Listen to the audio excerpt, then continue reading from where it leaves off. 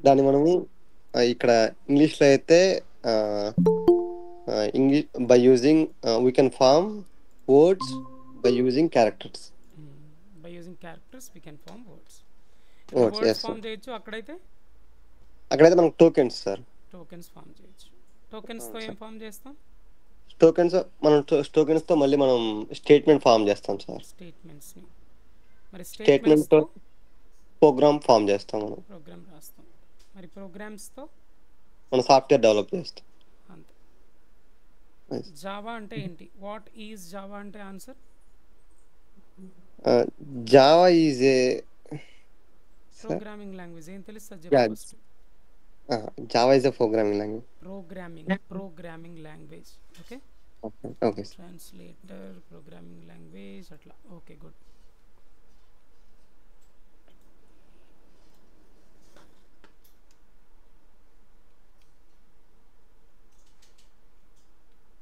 Good.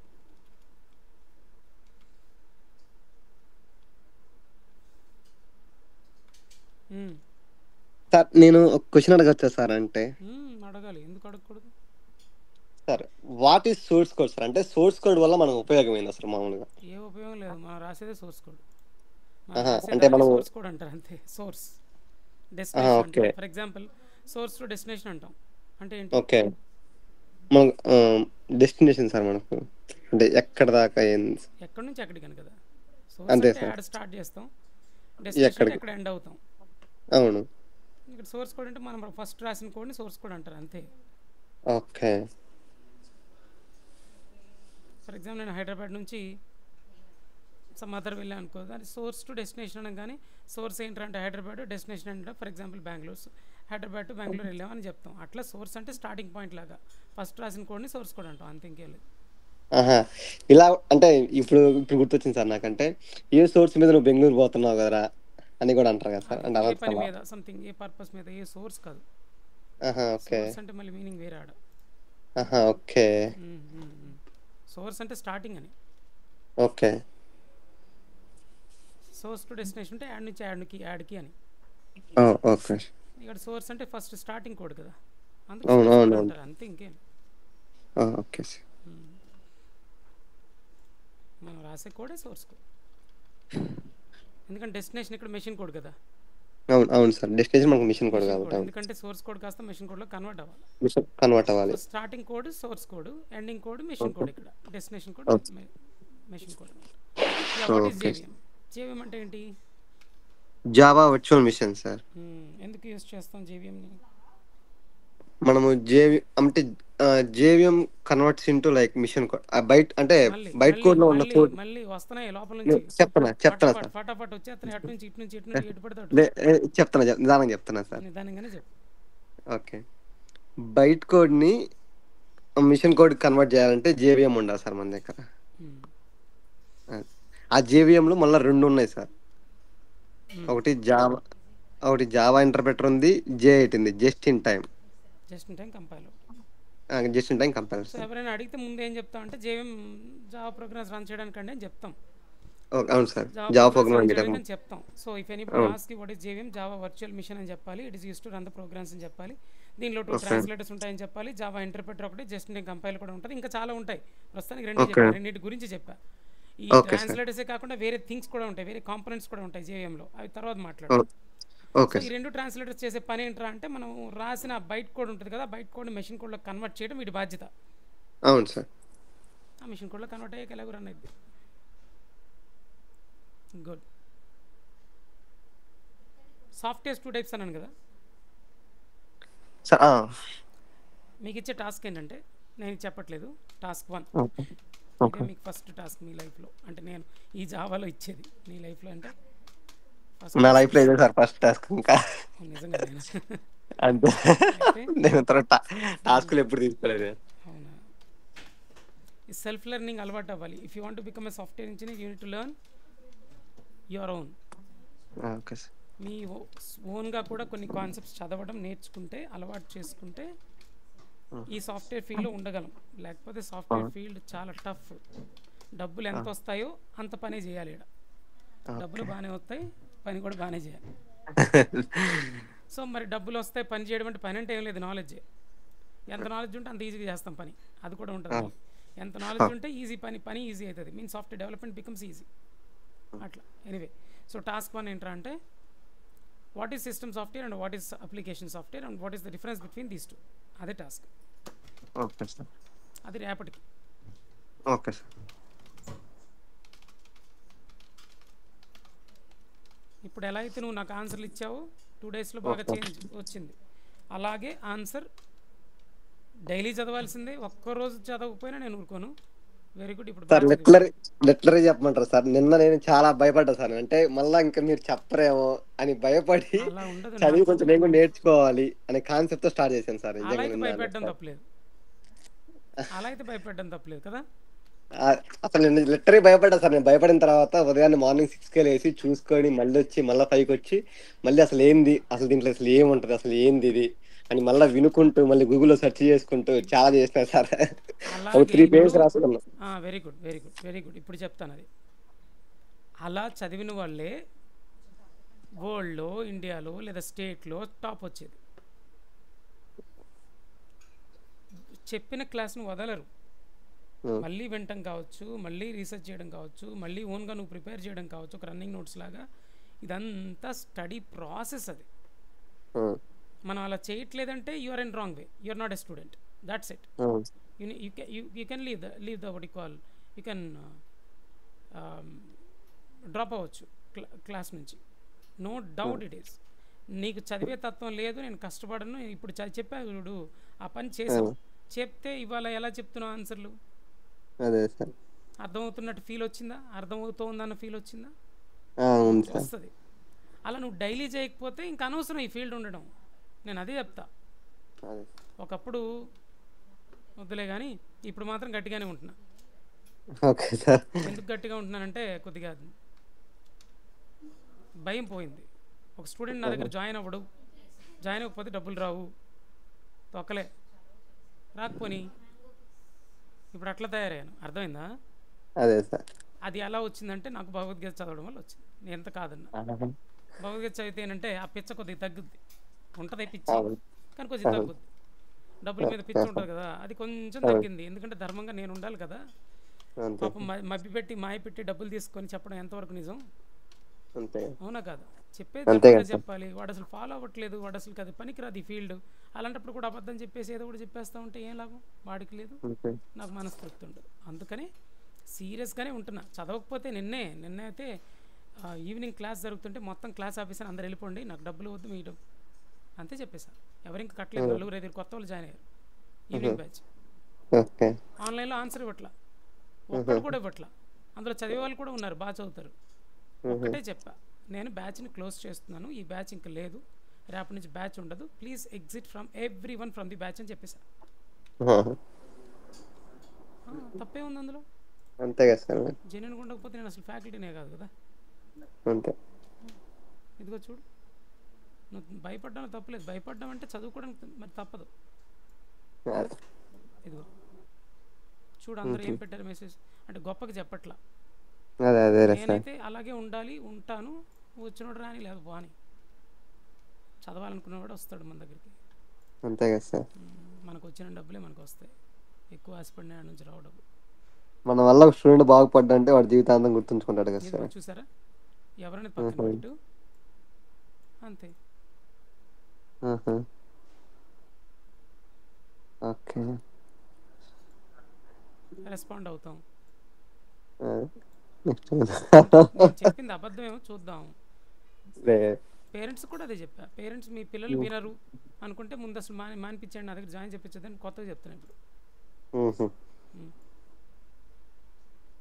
ఎవరు USA నుంచి నాకు మెసేజ్ పెట్టారు, మళ్ళీ ఇంకో న్యూ కాలర్, ఎవరో తెలీదు. ఇప్పుడు యాడ్ ఉందో చూడాలి, వెతకాలి. మీరు డైలీ చదువుతాను, పర్ఫెక్ట్గా చదువుతానంటేనే క్లాస్కి రండి, లేకపోతే నా క్లాస్కి రావద్దంటే మెసేజ్ పెట్టలే తిరిగి. రియలీ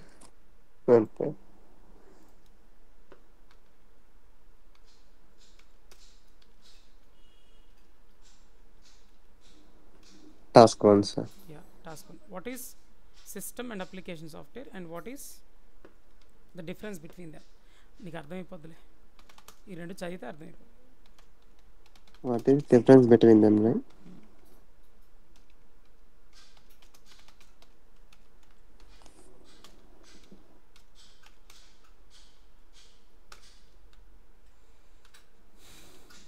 యా, కాన్సెప్ట్లోకి వద్దాం. అది టాస్క్ ఇవ్వాలి, టాస్క్ 1 ఇచ్చి. సార్ రేపు నాకు అదే క్లాస్ ఉంది సార్, నాకు అదే చెప్దామని మళ్ళీ అది కూడా ఒకటి. అలాగే రేపు ఒక్కరోజు ఆపుదాం కావాలంటే. అదే సార్ అంతే. మీరు రేపు ఒక్కరు క్లాస్ లేపిన తర్వాత మనకి ఇంకా మళ్ళీ మన సండే కూడా మనం ఫ్రీ చేశాను నేను ఇప్పుడు. Okay okay. What is the use of JIT? దీని గురించి కొన్ని పాయింట్స్ చెప్పాలి ప్రోగ్రామింగ్లోకి మనం ఎంటర్ అయ్యే ముందు. JIT means what? Just in time in time compiler. అనండి.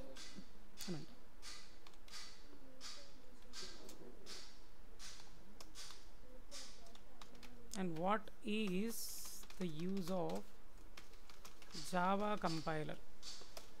And what is the use of Java interpreter? Java interpreter, just in time compiler, comes along with JVM. JVM లో ఉంటాయి. ఇది JVM బయట ఉంటుంది Java compiler అనేది. Java compiler is not part of JVM. First point. Okay. JVM లో ఉండదు. Java compiler కదా, అంటే ట్రాన్స్లేటర్ కదా ఇది. అవును sir, translator sir. Ya, it's a translator. There are 3 types of translators. దాంట్లో కంపైలర్ అనేది ఒక ట్రాన్స్లేటర్. రెండో ట్రాన్స్లేటర్ ఇంటర్ప్రిటర్, మూడో ట్రాన్స్లేటర్ అసెంబ్లర్ అని ఒకటి ఉంటుంది. అవును. దాంట్లో జావా కంపైలర్ని మనం రాసిన సోర్స్ కోడ్ని బైట్ కోడ్లో కన్వర్ట్ చేయడానికి వాడతాం. Okay, right. ఇక్కడ చెప్పాను కదా, Java compiler compiles the program and translates the program into byte code అన్నాను. కంపైల్స్ ద ప్రోగ్రామ్ అంటే ఏంటో ఇప్పుడు చెప్తా. ఓకే. ప్రోగ్రామ్ని కంపైల్ చేయడం అంటే ఏంటి? జావా కంపైలర్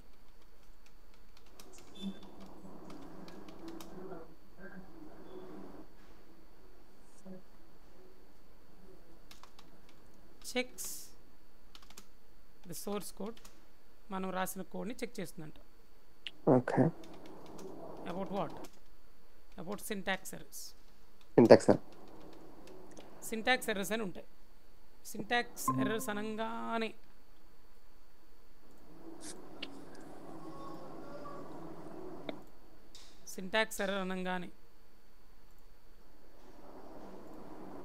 మనకు వచ్చిన క్లారిటీ రావాలి. First what is an error? First అసలు ఎర్రర్ అంటే ఏంటి? మనం కోడ్ రాసేటప్పుడు ఏదన్నా తప్పుగా వచ్చిందంటే దానికి అదే సార్, మనం కోడ్ మనం కరెక్ట్ రాస్తున్నాము. Writing program, if you have committed some errors in the program రాస్తున్నప్పుడు, let's say you haven't followed some rules defined by the Java inventor. Java inventors కొన్ని రూల్స్ పెడతాడు, ప్రోగ్రామ్ ఇట్లా రాయాలి అని. ఆ రూల్స్ని ఫాలో అవ్వకపోయినా ఎర్రరే. సమ్ టైమ్స్ కంపైల్ అయిపోద్ది, రన్ చేస్తూ ఉంటావు, ఎందుకో రన్ చేస్తున్నప్పుడు ప్రోగ్రామ్ ఎర్రర్ వచ్చి ఆగిపోద్ది. దాన్ని రన్ టైమ్ ఎర్రర్ అంటారు. సో ఎర్రర్ అంటే the mistakes done by the programmer, are problems which are occurred during program execution. అట్లా కూడా అనొచ్చు. Error is a mistake done by the programmer, or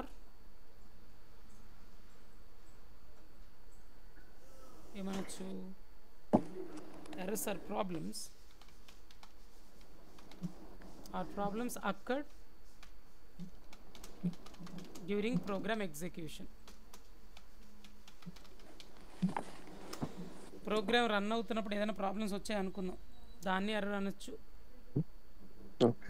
అసలు program రాసేటప్పుడే నువ్వు రూల్స్ ఫాలో అవ్వట్లా, let us say you are not following the rules while writing the program, then your program shows errors, displays errors. So errors are mistakes done by the programmers or problems occur during the program execution. Errors are of three types.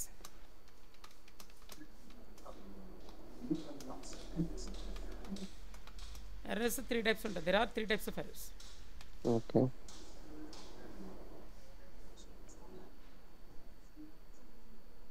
Errors are of three types.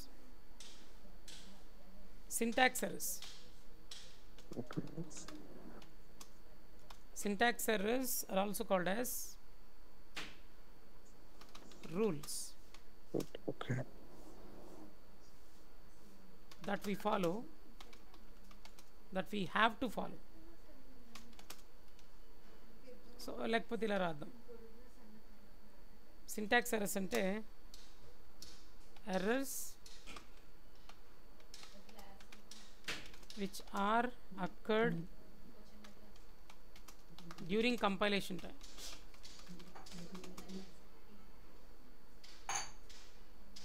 If we don't follow the rules defined by the inventors.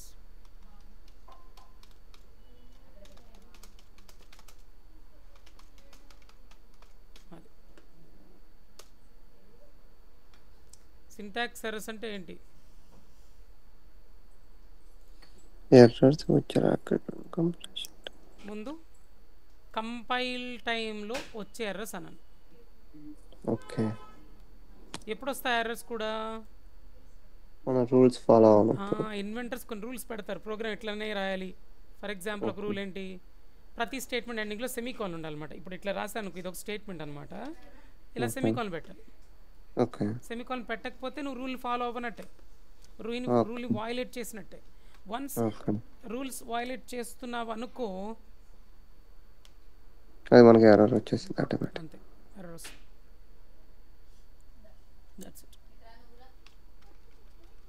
So syntax errors అంటే compile టైంలో వచ్చే errors. ఎందుకు వస్తాయంట? Define చేసిన రూల్స్ని follow అవ్వకుండా programme రాస్తే వస్తాయంట. అవి సింటాక్స్ ఎర్రర్స్. ఇంకో ఎర్రర్స్ ఉంటాయి, రన్ టైమ్ ఎర్రర్స్ అని.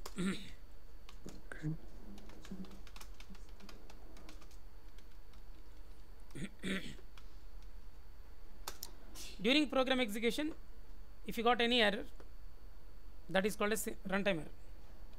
ప్రోగ్రామ్ రన్ అవుతా ఉందబ్బా, బైక్ మీద పోతా ఉన్నావు, ఆడెవడో చాలా ఫాస్ట్గా పోతున్నాడు బైక్ మీద, అంతే సడన్గా కుక్కో చిన్న బాబు అడ్డంగా వచ్చాడు అనుకున్నాం, యాక్సిడెంట్ అయింది. That's an error. ఎప్పుడు వచ్చింది? డ్యూరింగ్ ప్రోగ్రామ్ ఎగ్జిక్యూషన్ అంటే డ్యూరింగ్ రైడింగ్. వాడు రన్ అవుతున్నప్పుడు, బైక్ మీద వెళ్తూ ఉన్నప్పుడు ఎర్రర్ వచ్చింది, పడ్డాడు. Run time error. అసలు బైక్ తీసేటప్పుడే వీడేం పెట్రోల్ ఆన్ చేయలేదు, లేదా స్విచ్ ఆన్ చేయలేదు, పవరే రావట్లా బైక్కి, కానీ తెగ స్టార్ట్ చేయడానికి ట్రై చేస్తున్నాడు. అసలు స్టార్ట్ అవ్వాలా, స్టార్ట్ అవ్వక ముందే ఎర్రర్స్. ఎందుకు స్టార్ట్ అవ్వట్లేదు? ఏంటంటే పవరే ఆన్ చేయాల, అంటే సెమీకాలన్ పెట్టాల, ఎగ్జాంపుల్ అనుకో. అలాంటివి syntax errors. During program execution వచ్చేవి run time errors. So during program execution, if you got an error, it is called as runtime error. అంతే.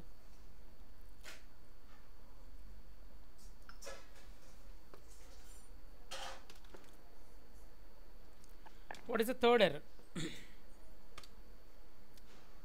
Logical error. లాజికల్ ఎర్రర్ ఏంట్రా అంటే, లాజిక్ తప్పు రాస్తాను, కంపైల్ అయిపోతుంది, సింటాక్స్ ఏమి తేడా రాయలా, రన్ టైంలో ఎర్రర్ రావట్లా, అవుట్పుట్ వచ్చేస్తుంది, కానీ ఏం రావాలి అది రాకుండా వేరే అవుట్పుట్ వస్తుంది. నువ్వు రాసిన కోడ్లో logic wrong. Edition చేయమన్నానబ్బా, A+B A-B పెట్టావు, వస్తుంది పక్క, అవుట్పుట్ రాకుండా ఉండదుగా. ఇప్పుడు నేను 10 5 ఇచ్చాను, 15 రావాల్సింది కాస్త ఏమొస్తుంది ఇప్పుడు? 10 - 5 5 5 వస్తుంది. వచ్చింది. సో ఏం రావాలి? 15. ఏమొచ్చింది? 5. మరి ఏంటి ప్రాబ్లం? కంపల్ టైమ్ ఎర్రరా? లాజిక్ కాదు. రన్ టైమ్ ఎర్రరా? కాదు. అవుట్పుట్ రాంగ్ వచ్చిందా? అవును. అవుట్పుట్ ఎందుకు రాంగ్ వచ్చింది? నువ్వు రాసిన లాజిక్ తప్పు. రాంగ్ కాబట్టి. So logical error means the mistakes which are done in the logic. If you committed any mistakes, let us say you have written a wrong logic. Okay. If you have written wrong logic to perform a task, The output come wrong. the output will be wrong. You will get a wrong output. Yes.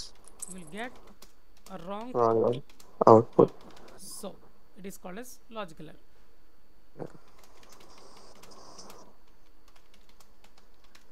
ఇలా errors అనేవి 3 types ఉంటాయి. Okay sir. మరి programme నేను రాసావు, నువ్వు రాసావు, అబ్బా నువ్వే ప్రోగ్రామ్ రాసావు అనుకో. ఓకే. మరి నువ్వు రాసిన ప్రోగ్రామ్ ఎవడు చెక్ చేసేది నువ్వు కరెక్ట్ రాసావు లేదని? జేమ్స్ గోజ్లింగ్ ఫోన్ చేస్తావా? అన్నా కొద్దిగా జావా ఇన్వెంట్ చేసినావు, నేను ప్రోగ్రామ్ రాసినా వచ్చిపో అన్న ఒకసారి.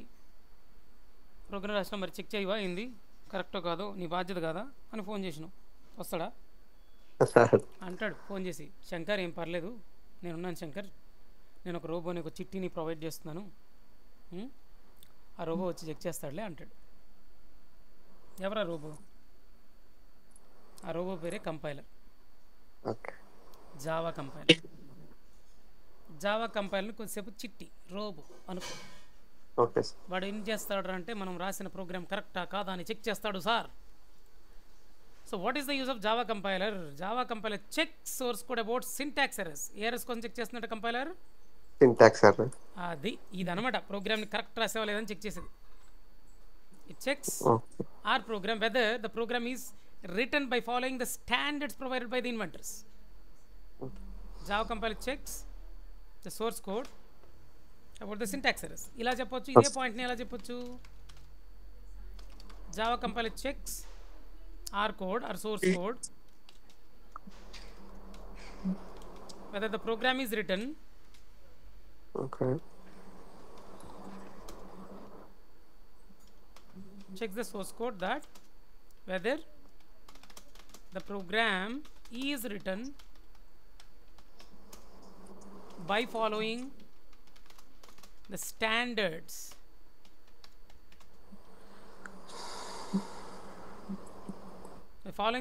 provided by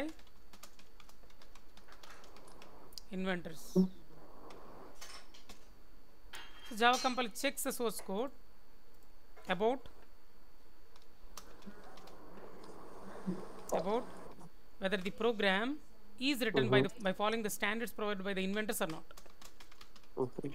ఇది పెద్దగా ఉంటే ఇదిగో ఇంతే. Java compiler checks the source code, checks the program about syntax errors. okay, If any syntax error is found, ఏం చేస్తుందంట? If any syntax error is found, displays all the errors at a time. మొత్తం ఎర్రర్స్ అన్నీ ఒక దగ్గర దాచిపెట్టుకుని first line, second line, third line check చేస్తూ ఉంటుంది. ఫస్ట్ లైన్లో ఎర్రర్ వచ్చిందనుకో రాసి పెట్టుకుంటుంది, ఇక్కడ వీడియో ఎర్రర్ కమిట్ అయ్యాడు, ఎర్రర్ చేశాడు. మళ్ళీ third line, fourth line, fifth line అలా చెక్ చేస్తూ మళ్ళీ ఎర్రర్ కనిపిస్తే రాసుకుంటుంది. అన్ని ఒక్కొక్క డిస్ప్లే చేసి ఆపేదు.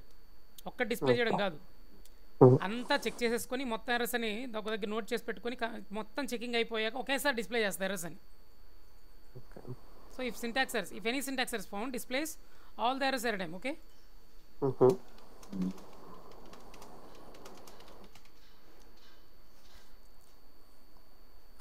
అంతే.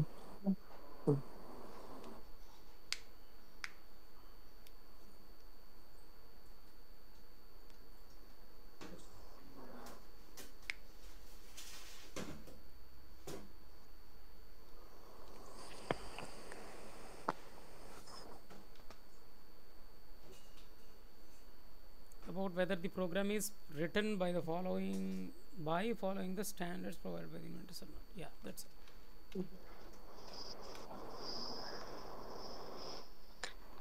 okay, sir.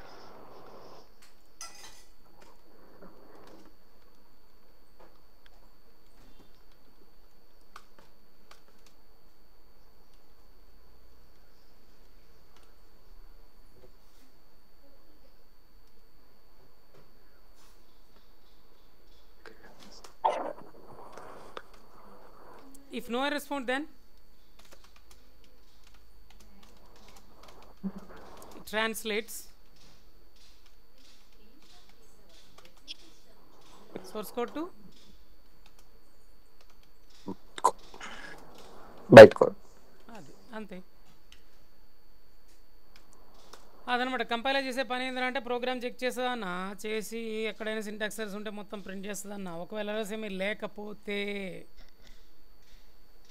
మనం రాసిన కోడ్ని బయట కోడ్లో కన్వర్ట్ చేస్తుందన్న అని చెప్తాం. Isn't it? ఓకే.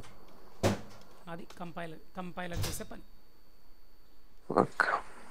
అంటే కంపైల్ ఇప్పుడు ఏ ఎర్రర్స్ని చెక్ చేస్తుంది? సింటాక్స్ ఎర్రర్సా, రన్ టైమ్ ఎర్రర్సా, లాజికల్ ఎర్రర్సా? కంపైలర్ మనకు సింటాక్స్ ఎర్రర్ చెక్ చేసేది సార్.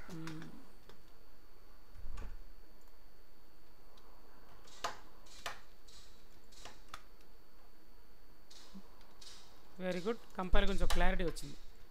కంపైలేషన్ అని అంటే ఏమర్థమవుతుందో తెలుసా? అంటే ఎప్పుడైనా ఎవరైనా అడిగారనుకో, అరే కంపైలేషన్ అంటే ఏంట్రా అని అడిగితే, ఏంట్రా కంపైలేషన్ అంటే ఏం చెప్తావు? కంపైలేషన్ అంటే నేను చెప్తాను, నేను ఇంక చెప్పలా. ఓకే. కంపైలర్ ఈ పాయింట్ ఆఫ్ వ్యూ ఏం చేస్తోంది, నేనేం చేస్తుందని చెప్పాను కంపైలర్, అదే కంపైలేషన్ అంటే. కంపైలేషన్ అంటే మన ప్రోగ్రాంలో సింటాక్స్ ఎర్రర్స్ ఉన్నాయా లేదా అని చెక్ చేసి, ఎర్రర్స్ ఉంటే డిస్ప్లే చేయడం, ఎర్రర్స్ లేకపోతే కన్వర్ట్ చేయడం, దాన్ని కంపైలేషన్ అంటారు. అంటే కంపైలర్ చేసేది కంపైలేషన్ అనమాట. అర్థమైందా? అర్థమైంది సార్. కంపైలర్ చేసే పని ఏంటంటే కంపైలేషన్ అంటే ఏట్రా చెక్ చేస్తుందంటే ప్రోగ్రామ్ మొత్తం దేనికి సింటాక్స్ ఎర్రర్స్ ఉన్నాయి లేదని చెక్ చేస్తుంది. ఒకవేళ ఉంటే ఏం చేస్తుందిరా, మొత్తం ప్రింట్ చేస్తండి, ట్రాన్స్లేషన్ ఏమి చేయదండి బాబు. ఎందుకంటే మరి ఎర్రర్స్ ఉంటే అట్లా ట్రాన్స్లేషన్ జరగదండి. లేకపోతే మరి ట్రాన్స్లేషన్ ఎప్పుడు జరుగుతుంది? ఎర్రర్స్ ఏమి లేకపోతే జరుగుతుంది. అదే దాన్ని ఏంటంటారా, కంపైలేషన్ అంటారు. సో కంపైలేషన్ అంటే ఏంటంటే అది process of checking about syntax errors.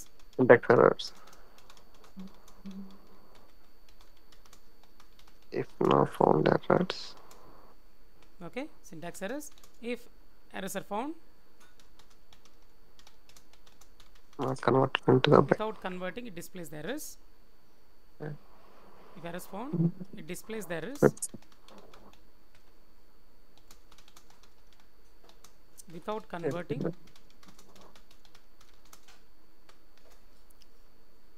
when errors are found, it displays the errors. Without converting what? Without converting into bytecode. If no errors found, errors found, then it translates source code to bytecode. Adi very good.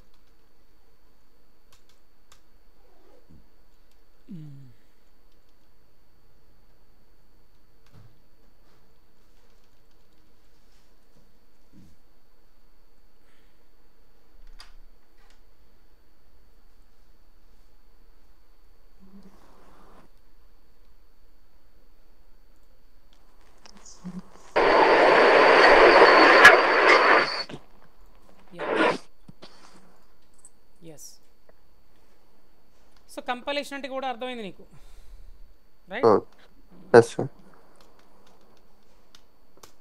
మరి ఇప్పుడు compilation చేస్తుంది. Compilation అంటే చూద్దాం ఏం అర్థమైందో, నువ్వే చెప్పు మెల్లగా, నీకు అర్థమైతే.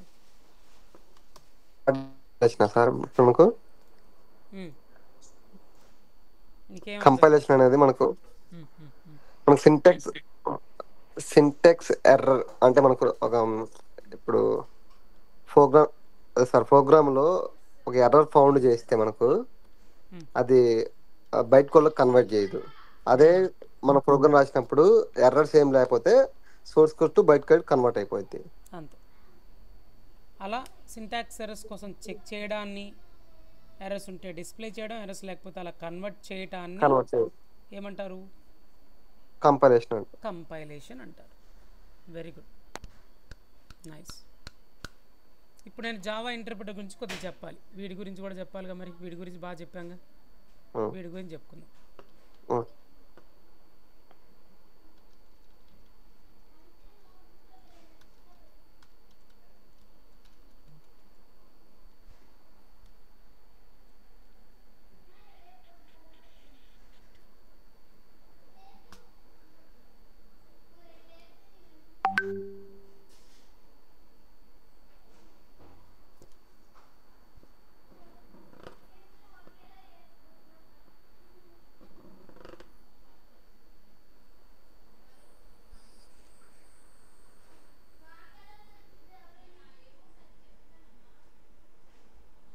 Interpreter is also a translator.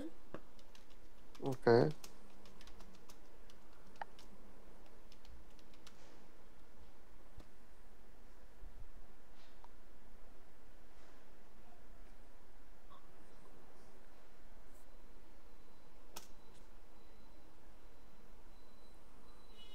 జనరల్గా ఇంటర్ప్రిటర్ అనేది కంపైలర్ లాగా బిహేవ్ చేయదు, డిఫరెంట్ అది.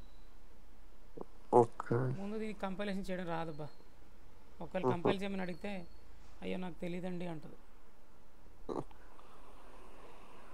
అంటే సింటాక్స్ ఎర్రర్స్ చెక్ చేయగలవా, సింటాక్స్ ఎర్రర్స్ చెక్ చేసి బయట కూడా కన్వర్ట్ చేయగలవా అంటే no no no no no అంటే. పోనీ అన్ని ఎర్రర్స్ని ఒకేసారి డిస్ప్లే చేయడం వచ్చి అంటే అయ్యయ్యో నాకు అట్లా చేత కదండి బాబు అంటది. ట్రాన్స్లేట్ చేస్తుందా కంపైలరు బైట్ కోడ్లోకి? కంపైలర్ ట్రాన్స్లేట్ చేసి ఆ బైట్ కోడ్ని ఒక ఫైల్లో దాచిపెట్టింది తెలుసా కంపైలరు. ఓకే. ట్రాన్స్లేట్ చేసిన కోడ్ని ఓకే. 1 or more ఫైల్స్లో, 1 ఫైల్ అయినా అవ్వచ్చు, సమ్ టైమ్స్ మెనీ ఫైల్స్ అయినా క్రియేట్ అవ్వచ్చు. ఇక్కడ ఒక్క జావా ప్రోగ్రామ్ని కంపైల్ చేసావు, సమ్ టైమ్స్ ఒక ఫైల్ కానీ సమ్ టైమ్స్ మెనీ ఫైల్స్ కానీ క్రియేట్ అయ్యి ఆ ఫైల్స్లో ఈ బైట్ కోడ్ అనేది ప్లేస్ అవుతూ ఉంటుంది. అంటే ట్రాన్స్లేట్ చేసిన కోడ్ని ఒక ఫైల్లో లేదా 1 or more ఫైల్స్లో కంపైలర్ పెడుతుంది. Is it clear? ఆ పాయింట్ యాడ్ చేయలేదు, ఇక్కడ యాడ్ చేద్దాం.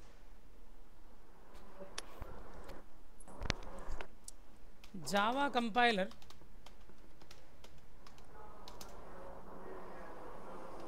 put the or places the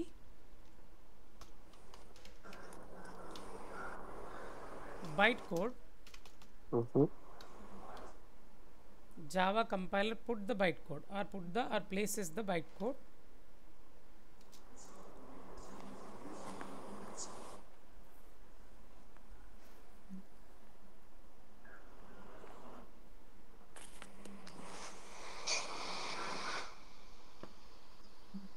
in one or more files. వాటిని డాట్ క్లాస్ ఫైల్స్ అంటారు. ఎందుకో ప్రోగ్రామ్ రాసినప్పుడు నీకు అర్థమైంది, అంతవరకు కాదు.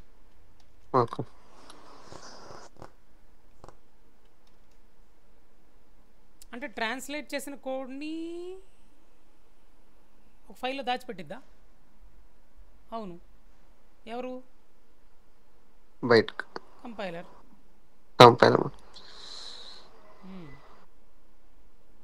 ఓకే. మనకు బైట్ కోడ్లో ట్రాన్స్లేట్ చేసింది మనకు కంపైలర్ ఒక ఫైల్ దాచిపెట్టింది మనకు. ఒకటో 1 or more ఫైల్స్లో ఉంచిద్ది. ఓకే.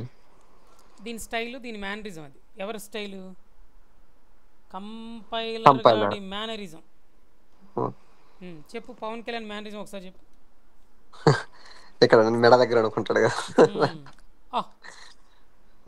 అలా అట్లా. ఇక్కడ ఇట్లా కోపం వస్తే ఇట్లా అనగానే ఇంకా మాకు పవన్ కళ్యాణ్ ఫ్యాన్స్ అందరికి పోనకాలే. మహేష్ బాబు మనకి ఏం తెలియదు సార్, తెలీదా? ఓకే. ఇట్లా ముక్కు ఇట్లా అంటాడు ఎక్కువగా. తన మేనరిజం అదొకటి వాడు యాడ్ అయ్యిద్ది. అదొకటి. ఇంకెవరున్నారు మేనరిజం ఈజీగా పట్టాలంటే? బాలయ్య బాబు చెప్పు. మైక్స్ ఇదిరేటో మనుషులు కొట్టడం ఇసుకెత్తేవాడైనా డైలాగే ఆయన మేనరిజం. నిన్ను అడిగితే ఆయన స్టైల్ స్టైల్ చెప్తా ఉంటాడు చూడు. ముందుకు వేసిన అడుగు వెనక్కి వేయడం వంశంలోనే లేదురా. అవునా? అవును సార్. ఒక స్టైల్ ఉంటుంది ఆయనకి కూడా. అది అట్లా కంపైలర్ కంటే ఒక స్టైల్ ఉంది. ఓకే. కంపైలర్ కంటే ఒక మేనరిజం ఉంటుంది.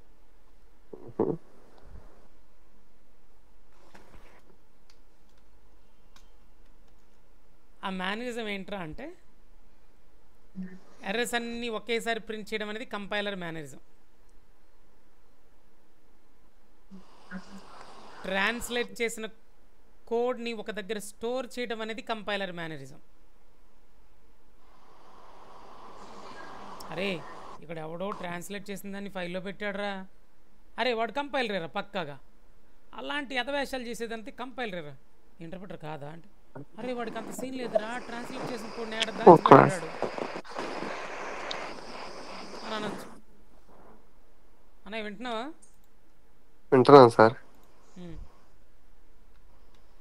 అంటే అక్కడ చేసిన పని బట్టి మనం ముందే ఐడెంటిఫై చేసేయచ్చు అనమాట. ఎవడై ఉంటాడు ఇక్కడ, ఏ ట్రాన్స్లేటర్ రా ఇక్కడ వాడింది అన్న, ఎవడో ఫైల్ జనరేట్ చేశాడన్నా, ట్రాన్స్లేట్ చేసుకొని ఒకటో రెండో ఫైల్స్లో పెట్టాడన్నా, అయితే ఆడే రాడు, తీసుకురండి రాండి కంపైలర్ రాడు అన్న. వీడిని ఎవడనో కంపైల్ చేయమంటే నేను చేయను అంటున్నాడన్నా, అరే ఆడు ఇంటర్ప్రిటర్ గాడు అయి ఉంటాడు అని తీసుకురండి ముందు. అది అట్లా ఒక బిహేవియర్ ఉంటుంది. కంపైలర్కి ఒక బిహేవియర్ మేనరిజం ఉంటుంది, ఇంటర్ప్రిటర్కి ఒక మేనరిజం ఉంటుంది. అట్లా ఇంటర్ప్రిటర్ని కంపైల్ చేయడానికి వాడం, ఎందుకంటే వాడికి చేత కాదు. It is also a translator but we can't use for compilation. మరి ఎప్పుడు వాడతాం అవి? ఎప్పుడు వాడతాము? రన్ టైంలో వాడతాం. ఎప్పుడైనా ప్రోగ్రామ్ రన్ చేయాలంటే ఇంటర్ప్రిటర్ని గుర్తు తెచ్చుకోవచ్చు నువ్వు. Okay sir. In what ever the scenario it is, in what ever the program language it is, A programming లాంగ్వేజ్లో అయినా ఎవడైనా ఇంటర్ప్రిటర్ వాడాడు అంటే ఆ ప్రోగ్రామ్ రన్ చేయడానికే. వాడు వచ్చాడంటే అయిపోయారా బాబు, వాడు వచ్చాడంటే ఎగ్జిక్యూషన్ స్టార్ట్ అయినట్టేరా బాబు. ఎవడాడు? ఇంటర్ప్రిటర్. అది కంపైల్ చేత కదా అసలు, రన్ చేయడం తప్ప ఏం రాదు. So whenever we are using Java interpreter, it might be హెచ్టిఎంఎల్లో ఇంటర్ప్రిటర్ వాడతారు. అయ్యా నేను తర్వాత చెప్తాను, నీకు చాలా స్లోగా చెప్పాలి, అర్థమవుతుంది. ఇప్పుడు ఇంటర్ప్రిటర్ గురించి ఒక చిన్న మేనరిజం అర్థమైంది. రన్ చేసేటప్పుడు వాడేది interpreter, but we can't use it for compilation అన్నాను. We use interpreter during program execution. ఎప్పుడైనా సరే ఎగ్జిక్యూషన్ టైంలో ట్రాన్స్లేషన్ చేయాల్సి వస్తే అంటే ఇలా చేస్తాం, ట్రాన్స్లేట్ ఎగ్జిక్యూట్ అట్లాంటప్పుడు ఇంటర్ప్రిటర్ వాడతారు. ట్రాన్స్లేట్ చేసి రన్ చేయడం ఇంకా అలా. డ్యూరింగ్ ఎగ్జిక్యూషన్ అంటే నా ఇంటెన్షన్ అది, నువ్వు ప్రోగ్రామ్ రన్ చేయాలనుకుంటున్నావా, you want to run the program, yes we can use interpreter. అట్లా అనమాట. So we use interpreter during program executions. దాని మీనింగ్ కూడా చెప్తా. ఏంట్రా అంటే ఇప్పుడు బైట్ కోడ్ ఉంది, let's say we have a byte code. ఎవడు జనరేట్ చేసింది బైట్ కోడ్ని?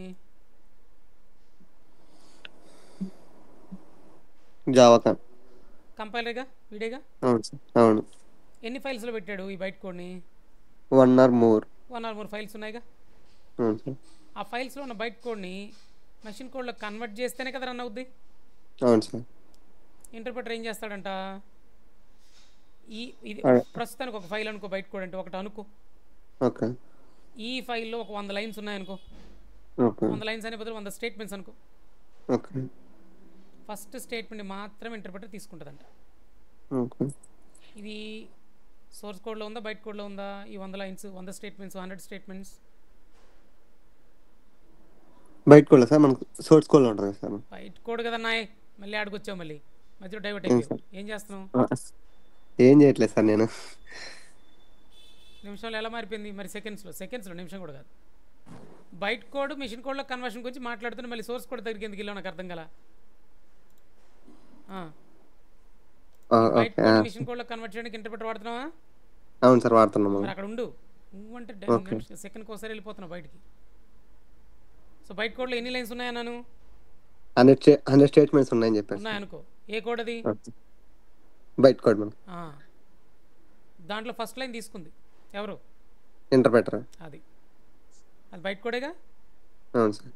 దాన్ని మిషన్ కోడ్లో కన్వర్ట్ చేస్తా ఒక్క లైన్. ఓకే. ఆ ఒక్క లైన్ మిషన్ కోడ్లో కన్వర్ట్ చేశాక ఆ మిషన్ కోడ్ రన్ అయిపోద్ది కంప్యూటర్లో. ఆ ఓకే. ఒక్క లైనే ఓకే. అయిపోయింది. ఆ లైన్ వరకు అవుట్పుట్ వస్తే ఒకవేళ వచ్చేస్తుంది, ఓకే. ఒకవేళ ఏదైనా ప్రింట్ స్టేట్మెంట్ లాంటిది అయితే. నెక్స్ట్ ఈ ఇంటర్ప్రెటర్ ఈ 100 లైన్స్లోంచి సెకండ్ లైన్ ఉంది కదా, okay. It takes that second line, translates into machine code, okay. And that machine code will be executed. Okay. Machine code అనొచ్చు, మెషిన్ ఇన్స్ట్రక్షన్స్ అనొచ్చు, వాట్ ఎవర్. ఓకే. అర్థమవుతుందా? అర్థమైంది సార్. అంటే ఇలా మనకేం అర్థం అవుతుంది ఇప్పుడు? ప్రతి ఇంటర్ప్రెటర్ ఏం స్టేట్మెంట్ చేస్తోంది? యా చెప్పు. ప్రతి స్టేట్మెంట్ తీసుకొని మనకు చెక్ చేసి మనకు మిషన్ కోడ్లో కన్వర్ట్ చెక్ చేస్తుంది సార్. కాదు, ట్రాన్స్లేషన్. ట్రాన్స్లేట్ చేస్తుంది. ట్రాన్స్లేట్ చేసి మనకు మిషన్ కోడ్లో ట్రాన్స్లేట్ చేస్తుంది మనకు. మిషన్ కోడ్లోకి ట్రాన్స్లేట్ చేసి ఆ మిషన్ కోడ్ ఆ లైన్ రన్ అయిపోద్ది. ఆ లైన్ మళ్ళీ అక్కడ స్టోర్ అవ్వదు. ఆ, స్టోర్ చేయడం వీళ్ళు వంట లేదు, ఇంటర్ప్రెటర్కి అసలు చేత కాదు. ఓకే. కంపైలర్ గడ్లా కాదు. కంపైలర్ ఏమో ట్రాన్స్లేట్ చేసిన కోడ్ ఒక దగ్గర స్టోర్ చేయడం వీడి బిహేవియర్ కదా. అవును సార్. వీడి బిహేవియర్ ఏంటో తెలుసా? ఫస్ట్ లైన్ బై లైన్, అంటే ఫస్ట్ లైన్ తీసుకుంటుంది, మిషన్ కోడ్లో కన్వర్ట్ చేస్తే ఎక్కడ స్టోర్ చేయకుండా దాన్ని రన్ చేసి పడేస్తుంది. ఓకే. ఆ లైన్ మిషన్ కోడ్ రన్ అయిపోద్ది. Second line okay. రీడ్ చేస్తుంది, సెకండ్ లైన్ ట్రాన్స్లేట్ అవుతుంది, సెకండ్ లైన్ రన్ అయిపోద్ది. రన్ థర్డ్ అయిపోద్ది. లైన్ బయట కోడ్ తీసుకుంటుంది, మిషన్ కోడ్లో కన్వర్ట్ చేస్తే రన్ అయిపోద్ది. అట్లా ఓకే. జావా ఇంటర్ప్రెటర్ అనేది ఎలా చేస్తుందంటే execution line by line. Liable.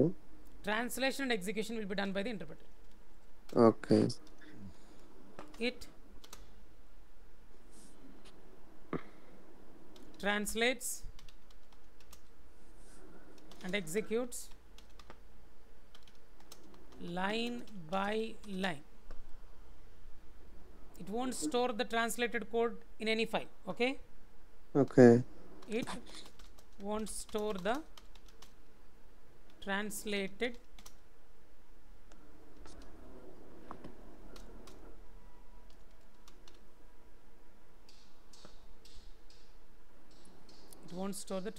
code by any code. machine code అది in anywhere ఎక్కడ స్టోర్ చేయదు. అలా స్టోర్ చేస్తే వీడిని ఇంటర్ప్రెటర్ అన్నాం మళ్ళీ. ఎరా వాడి పోలికలు వచ్చేయండి నీకు నేషాలత్నం కంపైలర్ చేసే పనులు నువ్వు చేస్తావేంది? నువ్వు ఇంటర్ప్రెటర్ కాదా? అది తీసుకోవాలి, చెక్ చేసుకోవాలి, రన్ చేసేయాలి అన్నమాట. ఎగ్జిక్యూషన్ ఇచ్చేస్తాం. అది స్టోర్. సో రన్ టైంలో అలా జరుగుద్ది అనమాట జేవిఎంలో. ఓకే. ఇంటర్ప్రెటర్ ఒక లైన్ తీసుకోవడం, మిషన్ కోడ్లో కన్వర్ట్ చేయడం, ఆ లైన్ రన్ చేసేయడం.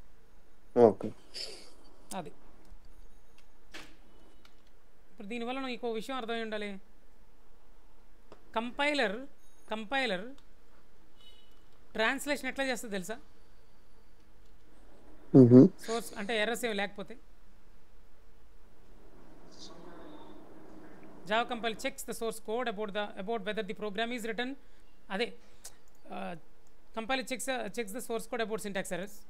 If no syntax errors found, the source code will come out with the byte code. Those errors will be displayed. If no syntax errors found, then translates into source code into byte code. Byte code. ఎలా line by లైనా కాదు తెలుసా? ఏం చేస్తుంది తెలుసా?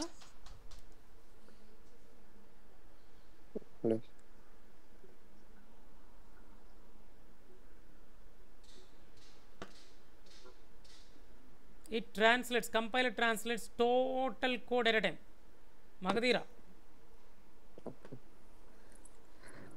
మగధీరలో Bhairava hero character పేరు, అవునా? అవును sir. ఆ టైప్ ఇది. ఒక్కొక్క స్టేట్మెంట్ని కాదు షేర్ ఖాన్, అన్ని స్టేట్మెంట్స్ని ఒకేసారి పంపించు, ట్రాన్స్లేట్ చేస్తా అంటది. Java compiler is just like Bhairava. Okay.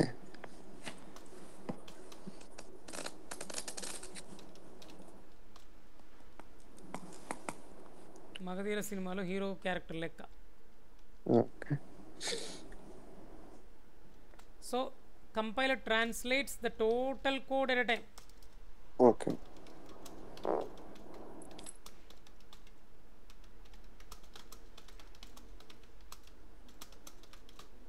మొత్తం కోడ్ని ఒకేసారి ట్రాన్స్లేట్ చేస్తుంది. Okay sir. ట్రాన్స్లేట్ చేసి మళ్ళీ ఒక 1 or more ఫైల్స్లో పెడుతుంది. అదొకటి మీ మ్యానరిజం కదా, మర్చిపోకూడదు. అవును సార్. మరి ఇది మా బంగారం. ఇది అట్లా రన్ చేసి సార్ ఎమ్మటే చెక్ చేసి నువ్వు ఆగరా స్వామి, నువ్వు అన్ని స్టేట్మెంట్స్ ఒకేసారి పంపించమా కాదు, ఒక్కొక్కటి పంపించు, ఒక్కొక్కటి లేకపోతే నా వల్ల కాదు ఫైట్ చేయడం, ట్రాన్స్లేట్ చేయడం అని అంటారు. ఓకే.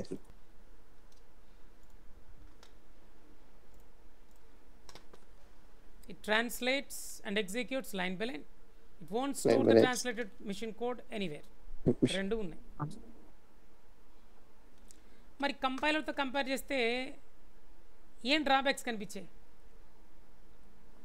అడ్వాంటేజ్ తర్వాత మాట్లాడదాం, ముందు డ్రాబ్యాక్స్ ఏం కనిపించాయి కంపైలర్తో కంపేర్ చేస్తే?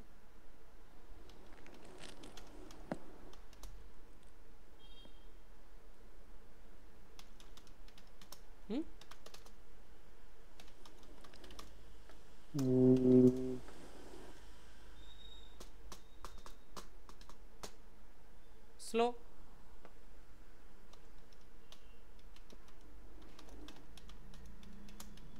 కాదా? అవును సార్, స్లోనే. ఒకేసారి మొత్తం ట్రాన్స్లేట్ చేయడం వేరు, 1 by 1 స్టేట్మెంట్ తీసుకుంటారు. ట్రాన్స్లేట్ చేసి దాన్ని రన్ చేయడం వేరు. ఫస్ట్ పాయింట్ అయితే మాత్రం పక్కా స్లో, చాలా స్లో కంపేర్డ్ విత్ కంపైలర్ నేను అన్నది.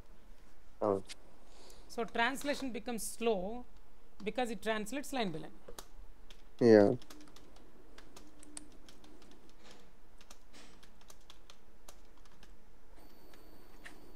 బట్ కంపైలర్ ట్రాన్స్లేట్స్ టోటల్ కూడా రిటర్న్. Right, very good. ఈ క్లారిటీ ఉంది.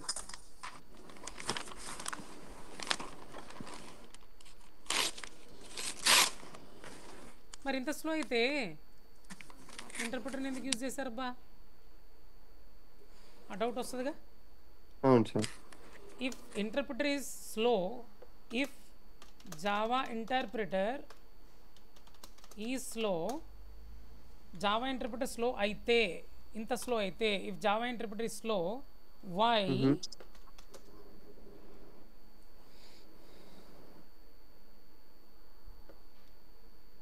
Java inventors used interpreter. ఏం కంపైలర్ వాడొచ్చుగా రన్ టైంలో కూడా. ఇప్పుడు సి ఉంటుంది, ఇక్కడ 2 ట్రాన్స్లేటర్లు వాడరు సిలో, కంపైలరే ఒకటే. సో దీని గురించి రేపు మాట్లాడదాం. ఇప్పుడు ఏదైతే అర్థమైందో ఆ పాయింట్స్ అన్ని మళ్ళీ ఫస్ట్ నుంచి రివైజ్ చేయి, మళ్ళీ ట్రై టు అండర్స్టాండ్. ఓకే, మొత్తం మళ్ళీ రేపు సెలవు కాబట్టి మొత్తం తీసుకొని టాస్క్ కూడా చిన్న టాస్క్ కూడా ఇచ్చాను కదా, అదొకటి చేయాలి, మర్చిపోయాను. అవును. రేపు దీని గురించి డెప్త్ వెళ్దాం, చాలా క్లియర్గా తెలుసుకుందాం. ఇవాళ నీ ఆన్సర్స్ నాకు ఫుల్ సాటిస్ఫైడ్. రేపు చెప్పకపోతే మాత్రం మళ్ళీ గోవిందా ఊరుకోను. లేదు సార్, ఖచ్చితంగా రేపు ఇంకా సెలవు కదా సార్, ఇంకా మొత్తం చూసుకుంటాను నేను. అసలు ఇంకా బాగా చెప్పొచ్చు. అలా చెప్తేనే నీకు ఉంటుంది, యూజ్ ఉంటుంది, వాల్యూ ఉంటుంది, సెటిల్ అవ్వచ్చు, సంపాదించవచ్చు, లేకపోతే కష్టం ఈ ఫీల్డ్.